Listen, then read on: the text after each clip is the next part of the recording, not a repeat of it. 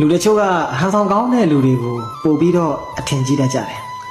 ကိုယ့်ဘော်ကိုရိုးသားတဲ့လူတွေရဲ့အပေါ်မှာကြတော့လှည့်ပြားကြတယ်လိန်ညာကြတယ်ကောက်ကျစ်ကြပြန်တယ်ကိုယ့်ကိုအနစ်နာခံပြီးတော့ပေးဆက်တဲ့လူတွေကိုကြတော့အနိုင်ကျင့်ရင်ကြပြန်တယ်ငါလို့ရင်ရပါတယ်ဆိုပြီးတော့မှအရောက်တဲ့အကန့်တက်ချင်ကြပြန်တယ်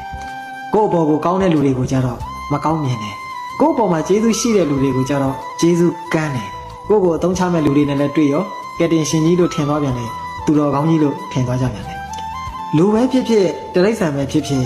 ကျေးဇူးမသိတဲ့လူကကျေးဇူးမသိဘူးကျေးဇူးမသိတဲ့တိရစ္ဆာန်ကကျေးဇူးမသိပါဘူးလူပဲဖြစ်ဖြစ်တိရစ္ဆာန်ပဲဖြစ်ဖြစ်ကျေးဇူးသိတဲ့လူကသိတာပါပဲကျေးဇူးသိတဲ့တိရစ္ဆာန်ကသိတာပါပဲတခါတလေမှာလူလို့သာနာမည်ခံထားတာတချို့လူတွေရဲ့စိတ်ဓာတ်ကတိရစ္ဆာန်တွေထက်တော့မှအောက်တန်းကြတယ်တိရစ္ဆာန်တော့ကျေးဇူးတရားကိုနားမလည်တဲ့လူတွေအများကြီးရှိတယ်တခါတော့ကဦးဇင်းတို့မြတ်စွာဘုရားရှင်ကိုတော်မြတ်ကပါရမီဖြည့်စဉ်အခါမှာမွေးကလေးကနေ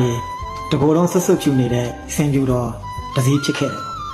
အဲ့ဒီမှာဆင်၈000ကိုခြံရံပြီးတော့အကြီးမှုပြုတ်ပြီးတော့မှနေတယ်တနေ့မှသူဒီလိုမျိုးအချမ်းရံတွေနဲ့အစည်းအဝေးတွေနဲ့လူစုလူဝေးတွေအများကြီးနဲ့နေရတာသူ့အတွက်အဆင်မပြေတဲ့အတွက်ကြောင့်မို့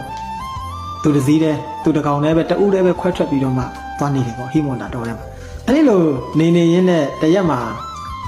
ဘာလာနတိပြည်ကမုတ်ဆိုးတယောက်ကတောထဲကိုရောက်လာတယ်တောထဲမှာသူတားကောင်ဘာညာသူလိုအပ်တဲ့ဘာနာကိုရှာဖွေရင်းနဲ့တောထဲမှာမျက်စိလဲသွားတယ်အဲ့ဒီမှာဘုရားလောင်းတော်ဒီစင်ပြူတော်ကြီးကသူ့ကို